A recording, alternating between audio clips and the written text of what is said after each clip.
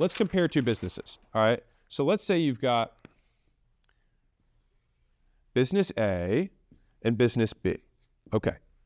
So business A acquires 100 customers year one and loses 100 customers. And the next year, they double their acquisition, they double their marketing and sales, they acquire 200 customers.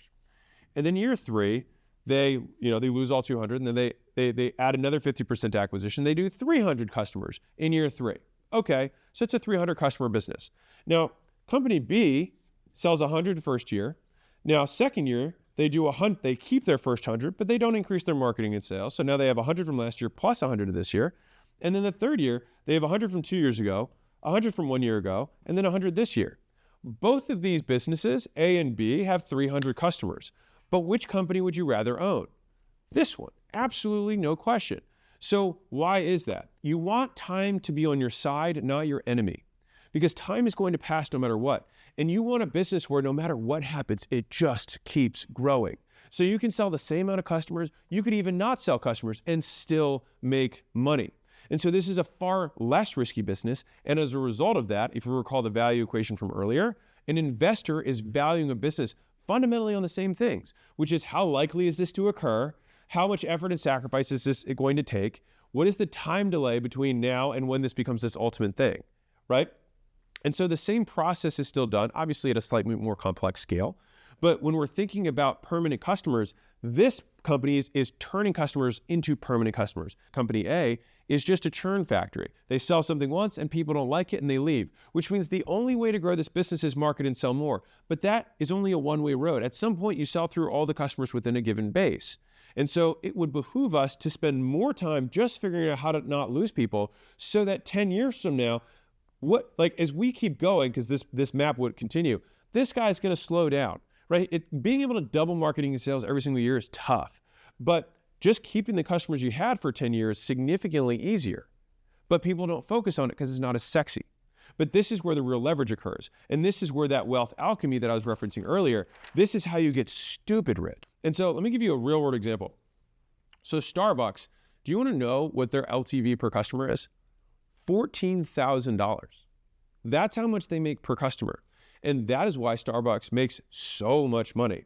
So you think about these like high ticket businesses and stuff that's all around, B2B, whatever, they're making $14,000 per customer from like everyone. And so what does it cost to get somebody to buy a cup of coffee? I promise you, significantly less than $14,000. And this relates back to my very first point that I was telling you, where I had another company that was in the same space as me. The cost to get a customer for Starbucks to get somebody to buy coffee is probably similar to a Dunkin' Donuts, probably similar to another random, coffee shop down the street. The difference is that they had engineered their model such that people wanted to keep coming back, that they became recurring or reoccurring customers. So the difference there really quickly is recurring means it's not a subscription like Netflix. Reoccurring means that you buy on a regular basis. So you might buy Coca-Cola, for example, or whatever, one of their products that you like. You're probably not on a subscription for it, but you buy it when you're out at restaurants, or you buy it when you ship it to your house, whatever. Or you just buy at Costco when you're there from a distribution center. Either way, you are a reoccurring customer for them. And so figuring out what is my cost of a permanent customer, and all you have to do is figure, because a lot of businesses have this, is you say, okay, let's say you're an agency, a super high churn business, typically. Okay, there are some customers that have been with you for a long time. And I will consider somebody who's been with you 2+ years as a permanent customer within the context of what we're talking about. Now, you might figure out, and this is why this is so important, that it's only 1 out of every 10 of your customers becomes a permanent customer. Well, then you say, okay, well, how much does it cost to get a customer? Multiply it by 10. This is actually the recurring base that we're trying to build. Everyone else is just sifting through the wheat from the chaff, I think is what it's called, to get the kernels, right? The main part.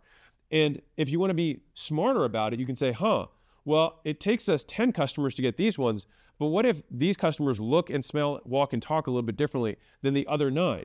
Well, I'll bet you if we changed our advertising and attracted only those types of customers, we would be able to get a higher hit rate on that. So even if our CAC for this specific avatar doubles, but we get it to 1 out of 3, it costs us $600 to get a customer rather than $1,000. And we're still winning overall.